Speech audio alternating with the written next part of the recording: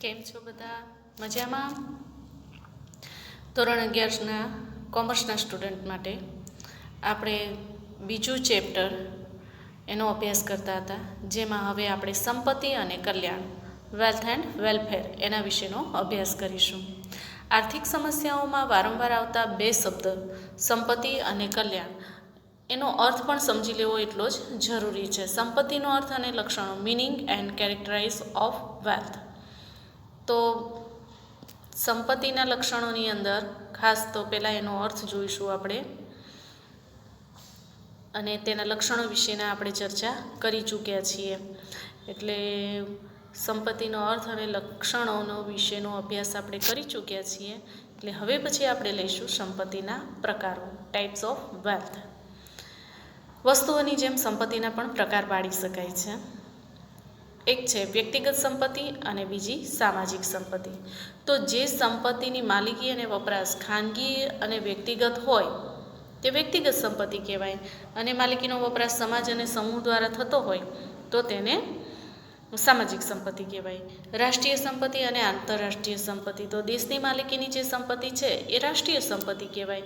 દેશના નદી, પર્વત, રણ, જાહેર રસ્તાઓ, ઐતિહાસિક ઇમારતો, જેને આપણે હેરિટેજીસ પ્લેજીસ તરીકે ઓળખીએ છીએ, તો આ બધાની સંપત્તિ જે છે એ બધી રાષ્ટ્રીય સંપત્તિ કહેવાય. આ સંપત્તિની માલિકી રાષ્ટ્રની હોવાથી જે રાષ્ટ્રની સંપત્તિની માલિકી હોય એ રાષ્ટ્રીય સંપત્તિ કહેવાય. અને તે સિવાયની આંતરરાષ્ટ્રીય સંપત્તિ જે છે એ સમગ્ર વિશ્વની સંપત્તિ છે તેમ કહેવાય. દાખલા તરીકે કોઈપણ દેશની હદ છોડ્યા પછીનો દરિયો એ આંતરરાષ્ટ્રીય સંપત્તિ કહેવાય. અને એટલે જ છાશવારે એવું બનતું હોય છે કે આજુબાજુના દેશના જે કંઈ પણ જે ગાર્ડ હોય છે એ લોકો એમને બીજી હદમાં જાય, એના દેશની હદમાં જાય તો માછીમારોને પણ તેઓ પકડી લેતા હોય છે. તો આવી રીતે એ સમગ્ર રાષ્ટ્રની જે કંઈ પણ આંતરરાષ્ટ્રીય જે હદ છે એ રાષ્ટ્રની હદ ઓળંગે પછી જે તે સમગ્ર આંતરરાષ્ટ્રીય હદ કહેવાય છે. હવે વાત કરીશું વેલફેર, કલ્યાણ. કલ્યાણ એટલે સારી સ્થિતિ, પરિસ્થિતિમાં સુધારો થાય. આર્થિક રીતે કહીએ તો ભૌતિક જીવન ધોરણમાં પણ સુધારો વધુ સારી રીતે થાય એવી સ્થિતિનું નિર્માણ થાય તો તેને કલ્યાણ કહેવાય. આધ્યાત્મથી માંડીને અર્થશાસ્ત્ર સુધી કલ્યાણ શબ્દ વપરાય છે, બરાબર. આધ્યાત્મિક વસ્તુઓમાં અથવા તો તમે ક્યારેય પણ જુઓ વડીલ વ્યક્તિઓ કે તમે સિરિયલોમાં કે એમાં જોતા હોય કોઈ નમસ્કાર કરે તો પણ કલ્યાણ મસ્તુ એમ કહેવામાં આવે, એટલે કે તમારું કલ્યાણ થાવું. એટલે એ આધ્યાત્મિક બાબત છે. અને સંપત્તિની દ્રષ્ટિએ, ભૌતિક જીવન ધોરણની દ્રષ્ટિએ જે તમારી ઉચ્ચ કક્ષા પ્રાપ્ત થાય છે તો એને આપણે સામાજિક બાબત કહીએ છીએ, અને અર્થશાસ્ત્રની દ્રષ્ટિએ તે કહી શકાય. તો માણસના જીવનના તમામ ક્ષેત્રમાં, તમામ ક્ષેત્રની અંદર વ્યક્તિનું કલ્યાણ થાય તેવું તે ઈચ્છે છે. વધુ સારી સ્થિતિ તેને પ્રાપ્ત થાય તેવી તે ઈચ્છા રાખે છે. ટૂંકા ગાળા માટે નહીં પણ કાયમી ધોરણે આ કલ્યાણ રહે એવી અપેક્ષા દરેક વ્યક્તિ રાખતો હોય છે. અર્થશાસ્ત્રમાં કલ્યાણને બે રીતે વિચારી શકાય છે, વ્યક્તિગત કલ્યાણ અને બીજું સામૂહિક કલ્યાણ. તો આપણે જ્યારે કલ્યાણની વાત કરીએ ત્યારે સામૂહિક કલ્યાણનો વિચાર કરવાનો છે. કલ્યાણને આર્થિક પરિસ્થિતિમાં માપી શકાય તેવા સુધારા સાથે ગુણાત્મક પરિવર્તનો સાથે પણ સંબંધ ધરાવે છે. એટલે તે આર્થિક કરતાં આર્થિક વિકાસ સાથે સંકળાયેલી બાબત છે તેમ કહેવાય. વળી કલ્યાણનો મોટો આધાર આવક વૃદ્ધિ અને આવકની યોગ્ય વહેંચણી પર રહેલો છે. જેટલી આવક વધારે થાય તેટલું તેનું વધુ કલ્યાણ થઈ શકે, એટલે કે ભૌતિક સાધન સંપત્તિ અને સુવિધાઓમાં વધારો થાય. સંપત્તિ અને કલ્યાણનો સંબંધ શું રહેલો છે તેના વિશે ચર્ચા કરીએ. સામાન્ય રીતે એવું માનવામાં આવે છે કે વ્યક્તિની સંપત્તિમાં વધારો થાય ત્યારે તેના કલ્યાણમાં પણ વધારો થાય છે. કારણ કે આર્થિક રીતે જોવા જઈએ તો અર્થશાસ્ત્રની દ્રષ્ટિએ કલ્યાણનો અર્થ એવો થાય કે તેની ભૌતિક જે સુવિધાઓ છે, ભૌતિક જે કક્ષા છે એમાં વધારો થાય, એમાં સુધારો આવે. તો દેશની સંપત્તિમાં વધારો થાય તેથી દેશના લોકોનું પણ કલ્યાણ થાય છે. પણ વ્યક્તિ માટે સાચી બાબત એ છે, વ્યક્તિ માટે જે બાબત છે તે દેશ માટે ન પણ હોય. ઉપર જણાવ્યું તેમ કલ્યાણને આવકની વહેંચણી સાથે સંબંધ છે.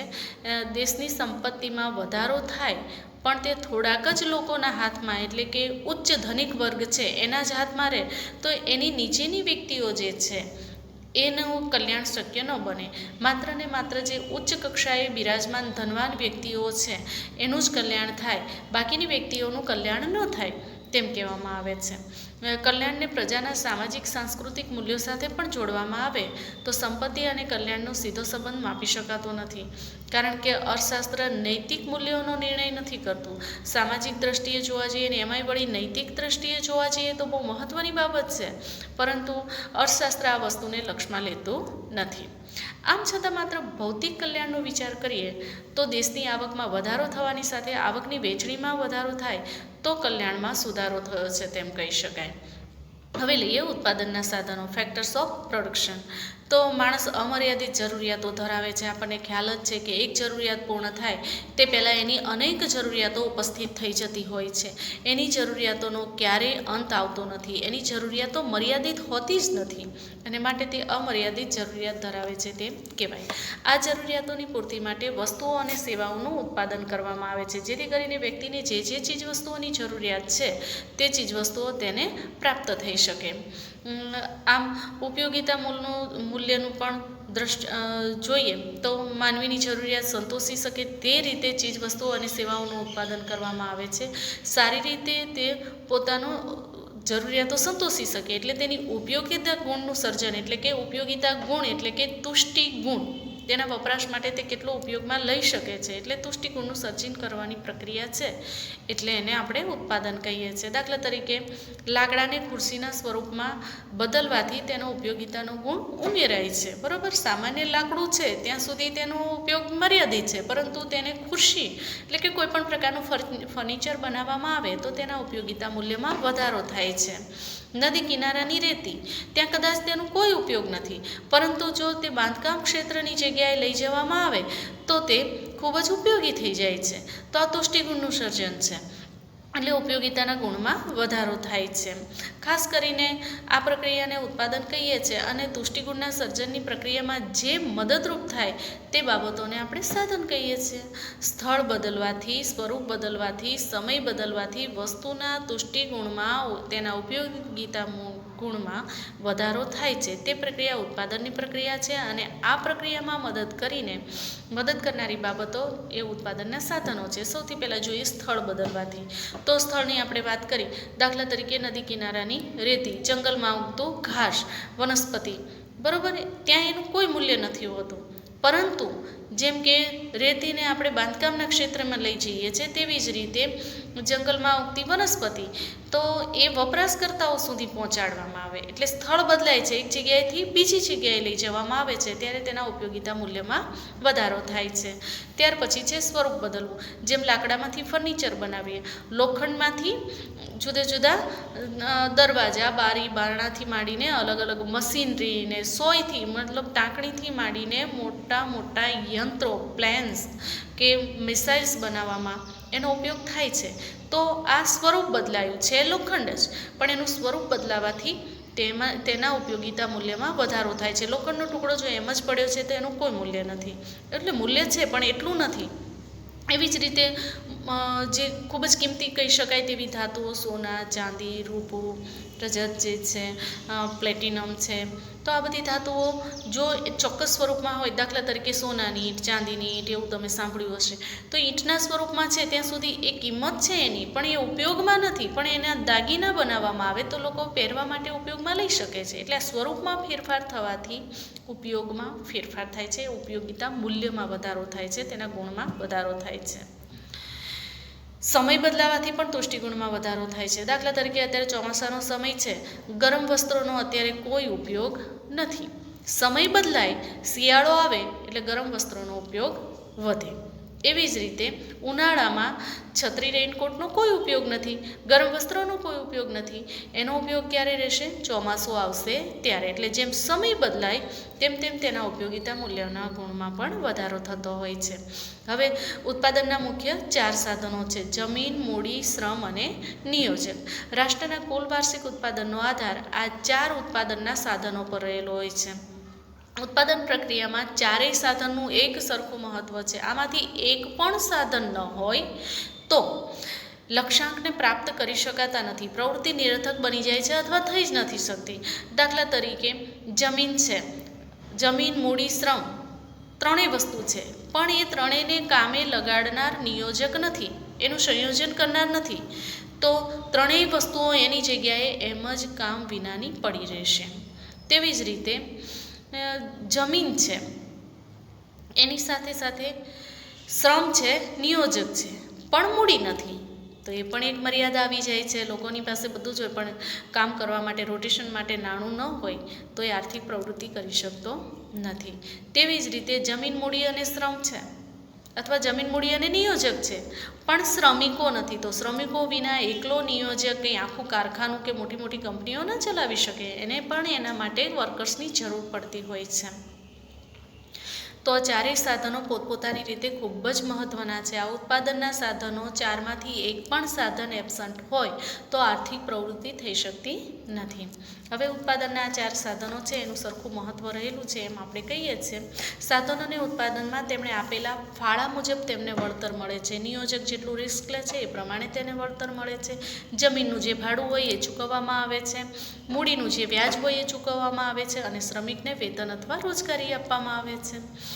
માર્શલ જણાવે છે કે ઉત્પાદનના મૂળ તો બે જ સાધન છે, કુદરત અને માણસ. એટલે કુદરતની અંદર બધું જ આવી ગયું. હવે કુદરત કોને કહેવાય એના વિશેની વિસ્તૃત વ્યાખ્યા આપણે આગળ લઈશું.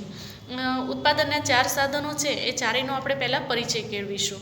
તો એમાં પહેલું છે ભૂમિ.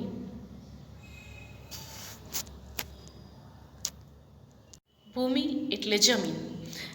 ધ્રુતિ, ધરા, ધારિણી, અવની આપણે કેટલા બધા નામથી ઓળખીએ છીએ, એના પર્યાય નામથી ઓળખીએ છીએ, પરંતુ સામાન્ય અર્થમાં આપણે એવું સમજતા હોઈએ છીએ કે ભૂમિ એટલે જમીન. જમીન એટલે એવી જમીન કે જેના પર આપણે ઊભા રહી શકીએ છીએ, ખેતી કરી શકીએ છીએ, બાંધકામ કરી શકીએ છીએ, એવી જમીનને આપણે ભૂમિ તરીકે ઓળખીએ છીએ.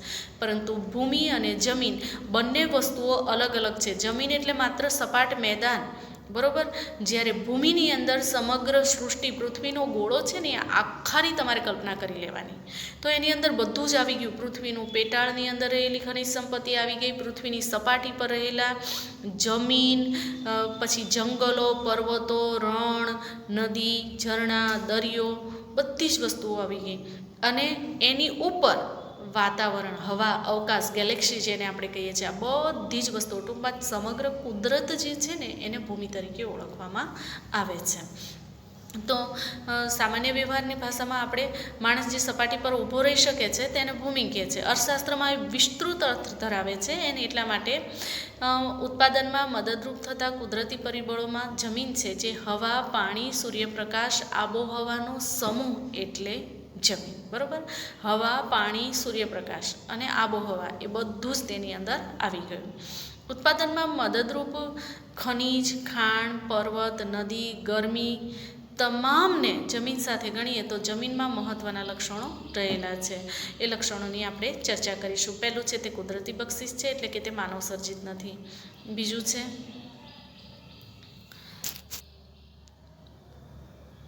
તે કુદરતી બક્ષિસ છે. બરાબર, જમીન કુદરતી વસ્તુ છે. માણસ પોતે જમીન પેદા નથી કરતો, ઈશ્વર દ્વારા જે સર્જન કરવામાં આવ્યું છે એ જ જમીન છે. તો આવી રીતે તે કુદરતી વસ્તુ છે. માણસ દ્વારા સર્જન ન થતું હોવાને લીધે થઈને તે માનવ સર્જિત નથી. જમીનનો કુલ પુરવઠો સ્થિર છે. સામાન્ય રીતે જ્યારે તમે જમીનને, જે વસ્તુને તમે ઓળખો છો, ભૂમિ જેને આપણે કહીએ છીએ, તો સપાટ જમીન છે, જો ત્યાં એને જ આપણે જમીન ગણતા હોય તો લોકો ઘણા બધા એવા હોય છે કે ખાઈ પૂરીને કંસારાનો ઢાળ હોય તો એ પૂરીને સપાટ મેદાન બનાવે છે, ઉપયોગને લાયક જમીન બનાવે છે. નદી, પર્વતો હોય તો એને પર્વતોને કોતરીને સપાટ મેદાન બનાવશે. એટલે એનું જે ક્ષેત્રફળ છે એમાં એ વધારો કરશે સપાટ મેદાનમાં. પરંતુ સરવાળે કોઈ પણ, પછી એ કંસારાનું હોય કે નદી હોય કે નાળા હોય કે પર્વત હોય, કાંઈ પણ હોય, છે તો ભૂમિ જ. એટલે પૃથ્વીનો ટોટલ જે ગોળો છે ને એમાં કોઈ વધારો ઘટાડો શક્ય થઈ શકતો નથી, અને માટે તેનો પુરવઠો સ્થિર રહે છે. જમીન ભૌગોલિક રીતે અગતિશીલ છે. આપણે બધાને ખ્યાલ છે, ઈશ્વરે આપણે લખલૂટ સંપત્તિ આપી છે. ક્યાંક ફળદ્રુપ જંગલો આપ્યા છે, ક્યાંક ફળદ્રુપ જમીન આપી છે, ક્યાંક પુષ્કળ પ્રમાણમાં પાણી આપ્યું છે, ક્યાંક પુષ્કળ પ્રમાણમાં ખનિજ સંપત્તિ આપી છે. ખનિજ સંપત્તિ પાછા અમુક વિસ્તારમાં, ક્યાંક સોનાની ખાણો, ક્યાંક પાણીનો પુરવઠો, ક્યાંક ઓઇલનો પુરવઠો, એવી રીતે અલગ અલગ પ્રકારની સંપત્તિ એણે લખલૂટ વહેંચી છે. વિસ્તારની દ્રષ્ટિએ દેશોના વિસ્તાર પડવાને લીધે થઈને હવે જુદા જુદા દેશો પાસે જુદી જુદી વસ્તુઓ જાય છે. દાખલા તરીકે ગલ્ફ કન્ટ્રીમાં ઓઇલ રિફાઇનરીઓ વધારે પ્રમાણમાં, કારણ કે ખનિજમાંથી ઓઇલ વધારે પ્રમાણમાં પ્રાપ્ત થાય છે. તો આવી રીતે આફ્રિકામાં જંગલો છે, તો આફ્રિકાના જંગલો ઉઠાવીને આપણે ઇન્ડિયામાં નથી લાવી શકતા. આપણી પાસે પુષ્કળ પ્રમાણમાં પાણીનો પુરવઠો છે, તો એ લોકો ઉઠાવીને પોતાની પાસે નથી લઈ જઈ શકતા, અને એટલા માટે તે અગતિશીલ છે. પર્વત ઊંચો કરીને આપણે બીજી જગ્યાએ મૂકી શકતા નથી. હિમાલયનું સ્થાન આપણે ન બદલી શકીએ. ગિરિમાળાની અરવલ્લીની જે ગિરિમાળાઓ છે એ એની જગ્યાએ જ રહેશે, એને આપણે ટ્રાન્સફર કરી શકતા નથી, એક જગ્યાએથી ઉઠાવીને બીજી જગ્યાએ મૂકી શકતા નથી, અને માટે તે અગતિશીલ છે. બીજું, તેની ફળદ્રુપતા અલગ અલગ હોય છે. ખેતીની જમીન હોય તો પણ વિસ્તાર પ્રમાણે જમીનની ફળદ્રુપતા અલગ અલગ હોય છે, અને માટે જ પ્રદેશ પ્રમાણે અલગ અલગ એરિયા વાઇઝ જુદી જુદી ચીજવસ્તુઓનું ઉત્પાદન થાય છે. ક્યાંક ચાના બગીચાઓ હોય છે, ક્યાંક કોફીનું ઉત્પાદન થાય છે, ક્યાંક ડાંગરનું ઉત્પાદન થાય છે, ક્યાંક કપાસનું ઉત્પાદન થાય છે, ક્યાંક તમાકુનું ઉત્પાદન થાય છે. તો આ બધી વસ્તુઓ જમીનની ફળદ્રુપતા અલગ અલગ હોવાને લીધે થઈને જે પાકને તેની ફળદ્રુપતા માફક આવે તે ચીજવસ્તુઓનું ઉત્પાદન ત્યાં થતું હોય છે. અને પાંચમું છે, ભૂમિને મળતા વળતરને ભાડું કહે છે. બરાબર, ભૂમિને જે આપણે કારખાનાની જમીન હોય, અત્યારે હવે આપણે અર્થશાસ્ત્રની ભાષામાં જોઈએ તો કારખાનાની જે જમીન હોય તો કારખાનું જેના પર બનાવવામાં આવ્યું હોય એ જમીનનું ભાડું ચૂકવવું પડે છે. તો એને જે જમીનને વળતર જે મળે છે ભૂમિને, એને ભાડા તરીકે ઓળખવામાં આવે છે. અંડરલાઇન કરી રાખજો, ભૂમિને મળતા વળતરને શું કહે છે? તો તેને ભાડું કહે છે. આ બધા લક્ષણો તમારે સરસ રીતે યાદ રાખવાના છે. ત્યાર પછી બીજું છે શ્રમ. તો આ ઉત્પાદનનું બીજું સાધન છે. અન્ય વ્યક્તિની દેખરેખ હેઠળ કે તેની સૂચના મુજબ વળતરની અપેક્ષા સાથે થતું માનસિક કે શારીરિક કાર્ય તેને શ્રમ કહે છે. અને જે વ્યક્તિ દ્વારા શ્રમ કરવામાં આવે છે તેને શ્રમિક કહે છે. તો અહીંયા તમારા બે પ્રશ્નો નીકળશે, શ્રમ એટલે શું અને શ્રમિક એટલે શું. શ્રમ એટલે શું એમ પૂછાય તો અન્ય વ્યક્તિની દેખરેખ હેઠળ વળતરની અપેક્ષા સાથે થતું માનસિક કે શારીરિક કાર્ય એને શ્રમ કહેવામાં આવે છે. શ્રમિક એટલે શું? તો અન્ય વ્યક્તિની દેખરેખ હેઠળ વળતરની અપેક્ષાએ શારીરિક કે માનસિક કાર્ય કરે છે તેને શ્રમિક કહે છે. બરાબર, તો અન્યની દેખરેખ હેઠળ એટલે અહીંયા નિયોજકની દેખરેખ હેઠળ શ્રમિક કામ કરશે. તમે જુઓ, કોઈ પણ વ્યક્તિઓ હોય, મોટા કર્મચારીઓ હોય તો એની ઉપર એનો બોસ હોય, પછી મજૂર હોય તો એની ઉપર એનો અમલદાર વ્યક્તિ હોય. આવી રીતે એ અન્ય વ્યક્તિની દેખરેખ હેઠળ કામ કરે છે. એની ઉપર બીજી વ્યક્તિ, એની ઉપર બીજી વ્યક્તિ, એમ તેની ઉપર ચોક્કસ વ્યક્તિઓ હોય છે, અને એ જે કામ કહે એ પ્રમાણે એને કામ કરવાનું હોય છે. એ શારીરિક અથવા માનસિક. શારીરિક કાર્ય એટલે મજૂરો જે છે, મજૂર છે, કામદારો છે, આ બધી વ્યક્તિઓ શારીરિક કાર્ય કરે છે. બૌદ્ધિક એટલે ઉચ્ચ હોદ્દા પર બિરાજમાન કર્મચારીઓ, તો મોટા મોટા ઓફિસર્સ, ક્લાસ 1 ક્લાસ 2 ઓફિસર્સ, આ બધા બૌદ્ધિક કાર્ય કરે છે અને બદલામાં વળતર મેળવે છે, જેને પગાર કહેવામાં આવે છે, વેતન તરીકે આપણે ઓળખીએ છીએ. તો આવી રીતે શારીરિક કે બૌદ્ધિક કાર્ય કરે છે. ઘણા અર્થશાસ્ત્રીઓ માને છે કે ઉત્પાદનના બે જ મૂળભૂત સાધનો છે, કુદરતી પરિબળો એટલે કે એમાં જમીન અને માનવી બે આવી જાય, એટલે કે શ્રમ તેમાં આવી ગયો. બરાબર, કારણ કે તે જીવંત વસ્તુ છે. ઉત્પાદનના અગત્યના સાધન તરીકે શ્રમના લક્ષણો આપણે જોઈએ તો શ્રમના લક્ષણોમાં પહેલું, શ્રમ અને શ્રમિક અવિભાજ્ય છે. બરાબર, હવે શ્રમિક એટલે કે કોઈ પણ મજૂર એ એક જગ્યાએ સૂતો હોય અને બીજી જગ્યાએ શ્રમ ચાલતો હોય એવું ક્યારેય શક્ય બને નહીં. શ્રમિક પોતે જ શ્રમ કરે તો તે શક્ય બને. અને એટલા માટે શ્રમ અને શ્રમિકને અલગ કરી શકાતા નથી, તેનું વિભાજન નથી થઈ શકતું, તેને ભિન્ન ભિન્ન કરી શકાતા નથી, માટે તે અવિભાજ્ય છે, અભિન્ન છે તેમ કહેવામાં આવે છે. વિધાન પૂછાય છે, નાના માર્ક્સના પ્રશ્નોમાં પૂછાય છે, 1 કે 2 માર્ક્સના પ્રશ્નોમાં પણ પૂછાય છે. શ્રમ અને શ્રમિક અભિન્ન છે, સમજાવો, અથવા તો શ્રમ અને શ્રમિક અવિભાજ્ય છે, સમજાવો. તો તમારે ઉદાહરણ આપીને સમજાવવાનું રહેશે. બીજું, શ્રમ નાશવંત છે, એટલે કે તેનો સંગ્રહ નથી થઈ શકતો. દાખલા તરીકે એક શ્રમિક, એક મજૂર આજનો દિવસ કામ નથી કરતો તો કાલે તે ડબલ કામ કરીને 2 દિવસનું વેતન નહીં મેળવી શકે. એને એક જ દિવસનું વેતન મળશે, એ ગમે તેટલી એનર્જીથી કામ કરશે તો પણ, કારણ કે આજનો શ્રમ જો એણે નથી કર્યો તો આજનો શ્રમ એનો નાશ પામે છે, એનો સંગ્રહ થઈ શકતો નથી. એટલે શ્રમ નાશવંત છે, તેનો સંગ્રહ થઈ શકે નહીં. ત્રીજું છે સામાજિક માનસિક કારણો ગતિશીલતાને અસર કરે છે. બરાબર, શ્રમિક હોય તો એના સામાજિક અને માનસિક કારણો પણ તેની ગતિશીલતા પર અસર કરતા હોય છે. દાખલા તરીકે શ્રમિક કોઈ બહુ જ ગરીબ પરિસ્થિતિમાંથી આવતો હોય તો એને સામાજિક સ્ટેટસ એટલું નીચું હોય કે એને કોઈ પણ પ્રકારનું મજૂર વર્ગનું કામ કરવામાં તેને જરા પણ મુશ્કેલી ન પડે. એને માનસિક રીતે એવું ન લાગે કે આ તો બહુ નીચલી કક્ષાનું કામ છે, મારે આ કામ કરવાનું. જ્યારે ઉચ્ચ સોશિયલ સ્ટેટસ ધરાવતી વ્યક્તિઓ શ્રમ કરવાનું પસંદ કરશે નહીં, એ બૌદ્ધિક શ્રમ પસંદ કરશે, શારીરિક શ્રમ પસંદ નહીં કરે. એટલે સામાજિક અને માનસિક કારણોને લીધે થઈને સામાજિક અને બૌદ્ધિક શ્રમ અસ્તિત્વમાં આવતો હોય છે. દરેક શ્રમિકની કાર્યક્ષમતા જુદી જુદી હોઈ શકે. તમને ખ્યાલ જ હશે, એકસાથે કામ કરનારી વ્યક્તિઓ પણ એનામાં ટેલેન્ટ અલગ હોય છે, કામ કરવાની તેની ક્ષમતા અલગ હોય છે, તેની શક્તિ અલગ અલગ હોય છે. એટલે એક વ્યક્તિ પુષ્કળ પ્રમાણમાં પૂરી એનર્જીથી કામ કરે, જ્યારે બીજી વ્યક્તિ મીડિયમ રીતે કામ કરતી હોય અને ત્રીજી ઢીલી ડફ થઈને પરાણે કામ કરતી હોય, એવું પણ બને. એટલે એક જ સરખું કામ કરનારી વ્યક્તિઓની કામ કરવાની કાર્યક્ષમતા અલગ અલગ હોવાને લીધે થઈને કામનું પરિણામ પણ અલગ અલગ પ્રાપ્ત થતું હોય છે. શ્રમના પુરવઠાનો આધાર વસ્તી પર છે. જેટલી વસ્તી વધારે તેટલા શ્રમિકો વધારે, વસ્તી ઓછી તો શ્રમિકોની સંખ્યા પણ ઓછી. શ્રમને ચૂકવાતા વળતરને વેતન કહે છે, ત્યાં અંડરલાઇન કરી રાખજો. ચારે ઉત્પાદનના સાધનોમાં તેના વળતરને શું કહે છે એ પ્રશ્ન પૂછાય છે. અહીંયા શ્રમને ચૂકવવામાં આવતા વળતરને શું કહે છે તો તેને વેતન કહે છે. મજૂર હોય તો એને જે ચૂકવવામાં આવે તે વેતન છે. ત્યાર પછીનું ત્રીજું સાધન છે મૂડી. આધુનિક ઉત્પાદન પ્રક્રિયામાં અગત્યનું ગણાતું સાધન એ મૂડી છે. શ્રમ અને જમીન એ કુદરતનું સર્જન છે, જ્યારે મૂડી એ માનવ સર્જિત ઉત્પાદનનું સાધન છે. મૂડી એટલે એવી ભૌતિક વસ્તુઓ કે જે ઉત્પાદનમાં મદદરૂપ થાય છે. દાખલા તરીકે રોકડ નાણું, એમાં વપરાતી સાધન સામગ્રી, યાંત્રિક સામગ્રી, આ બધી જ વસ્તુઓ મનુષ્ય દ્વારા બનાવવામાં આવે છે, એટલે તે માનવ સર્જિત છે અને ઉત્પાદન કરવા માટે તે ઉપયોગમાં આવે છે. મૂડી ઉત્પાદનનું ઉત્પાદિત સાધન માનવામાં આવે છે, કારણ કે મૂડી એ એવી ભૌતિક વસ્તુ છે કે જેનું ઉત્પાદન થયું છે અને હવે તે ઉત્પાદનમાં મદદ કરે છે. પહેલાં એનું ઉત્પાદન થાય છે, હવે એ સિવાયની આર્થિક પ્રવૃત્તિ જે શરૂ છે એમાં તે મદદરૂપ થાય છે.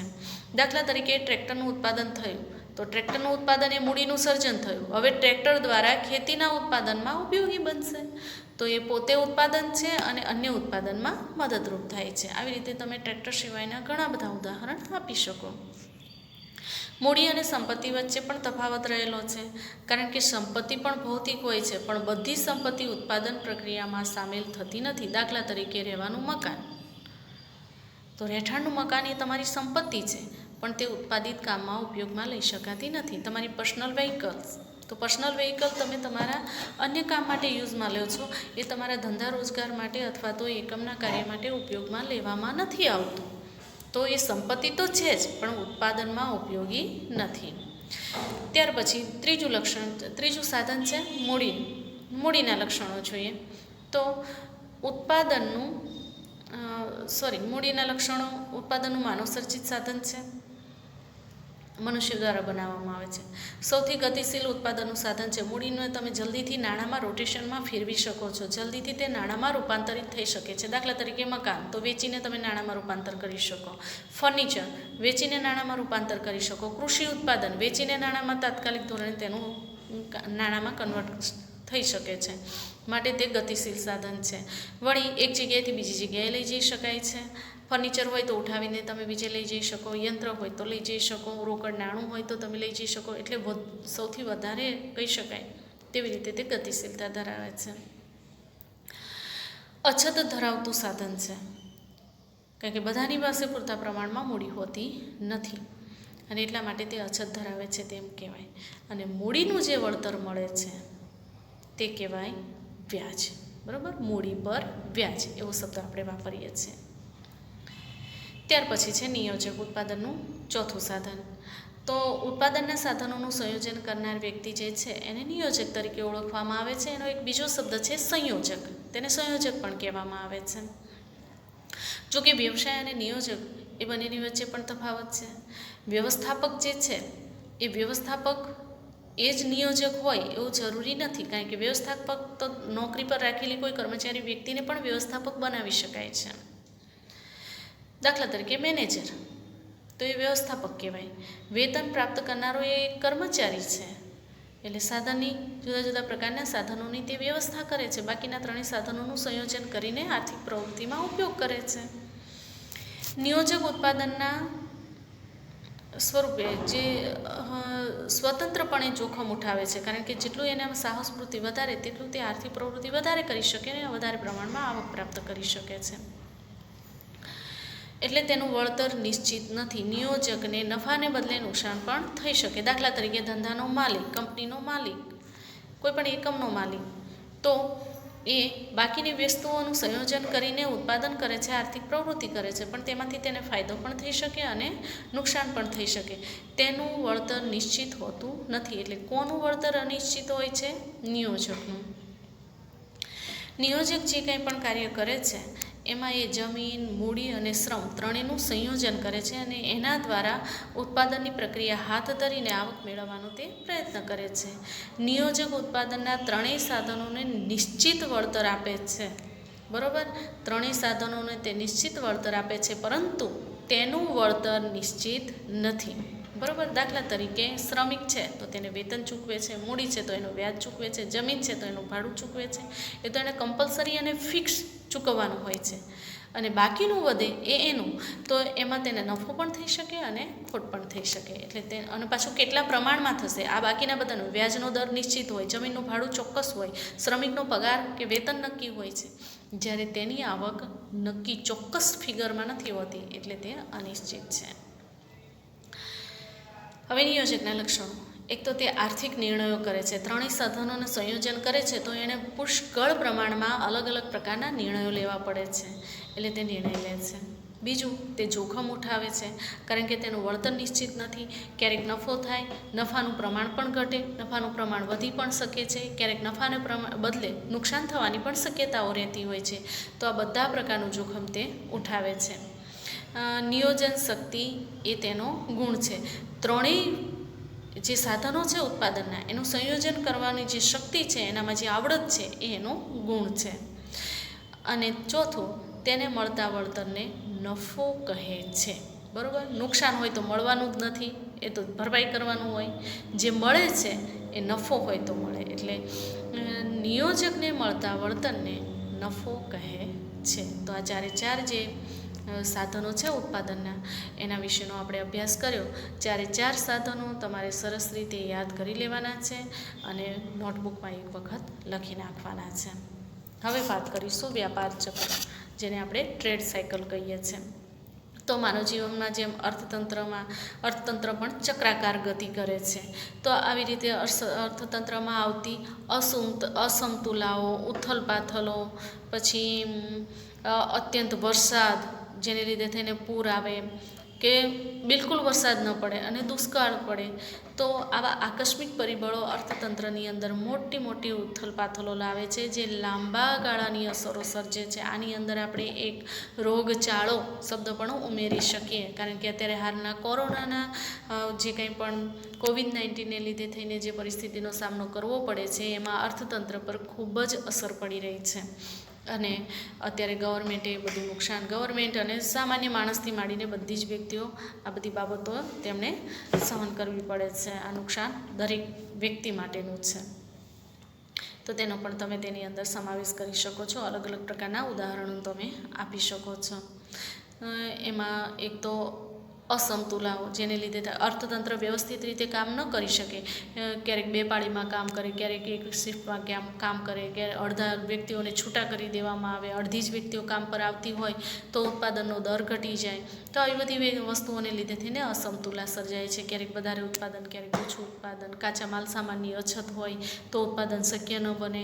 આ બધા કારણો એ અસમતુલાઓ છે અને એ ઉથલપાથલ લાવે છે. ખૂબ જ પ્રમાણમાં ફેરફાર હોય ને નોંધણીપાત્ર ફેરફાર એ ઉથલપાથલ કહેવાય.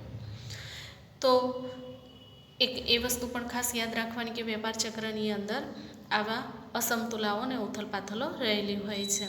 એમાં પહેલું છે આકસ્મિક આર્થિક પરિવર્તનો, બીજું છે મોસમી પરિવર્તનો, ત્રીજા છે દીર્ઘકાલીન, ચોથા છે ચક્રવાત. તો પહેલું લઈએ આકસ્મિક આર્થિક પરિવર્તનો. અર્થતંત્રમાં અકસ્માતે જ અણધારે જે પરિવર્તનો આવે છે એ આકસ્મિક, દાખલા તરીકે વાવાઝોડું, સાયક્લોન જેને આપણે કહીએ છીએ. સાયક્લોનને અલગ અલગ નામ આપવામાં આવે છે, કેટરીના અને અલગ અલગ પ્રકારના કેવા બધા નામ આપેલા હોય છે. એ બધા સાયક્લોન, હમણાં જ આસામમાં વાવાઝોડું આવ્યું અને કેટલી બધી તારાજી સર્જી. તો આવા જુદા જુદા પ્રકારના વાવાઝોડા હોય. અત્યંત વરસાદ પડે, કચ્છમાં પુષ્કળ પ્રમાણમાં વરસાદ પડ્યો અને જમીનથી માંડીને મકાનો, ઘર વખરી બધું ધોવાઈ ગયું, જાનમાલને હાનિ થઈ. તો અત્યંત વરસાદ પડે એટલે કે પૂર જેવી પરિસ્થિતિનું નિર્માણ થાય. દુષ્કાળ પડે એટલે કે સૂકો. પૂર આવે તો પાણીમાં ડૂબાડીને મરે અને દુષ્કાળ આવે તો તરસ્યા મરે. બંનેમાં નુકસાન જ હોય. એટલે દુષ્કાળ પડે તો પણ લોકોને જીવવા માટેના ફાંફા પડી જતા હોય છે. આવા આકસ્મિક પરિબળો અર્થતંત્રમાં મોટી મોટી ઉથલપાથલો લાવતા હોય છે. આકસ્મિક પરિવર્તનો ઘણીવાર અર્થતંત્રના કોઈ એક ભાગ કે પ્રદેશ પૂરતા પણ મર્યાદિત હોઈ શકે. દાખલા તરીકે આસામમાં સાયક્લોને જે તારાજી સર્જી એ આસામ પૂરતી જ મર્યાદિત છે, ગુજરાતમાં તેની કોઈ અસર નથી. તો આવી રીતે કોઈ પ્રદેશ પૂરતા પણ મર્યાદિત હોઈ શકે. દાખલા તરીકે ખેતી, ઉદ્યોગ ક્ષેત્ર, તો આવા જુદા જુદા જે છે એની અંદર આ રહેલું હોય છે.